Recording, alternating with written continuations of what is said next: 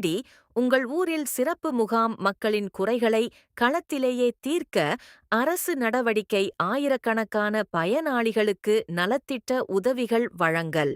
மக்களை நாடி அவர்களின் குறைகளை தீர்க்கும் வகையில் தமிழ்நாடு அரசின் சிறப்பு திட்டமான உங்களை தேடி உங்கள் ஊரில் முகாம் கோயம்புத்தூர் மாவட்டம் கிணத்துக்கடவு வட்டம் ஊராட்சி ஒன்றிய அலுவலகத்தில் வெகு விமர்சையாக நடைபெற்றது.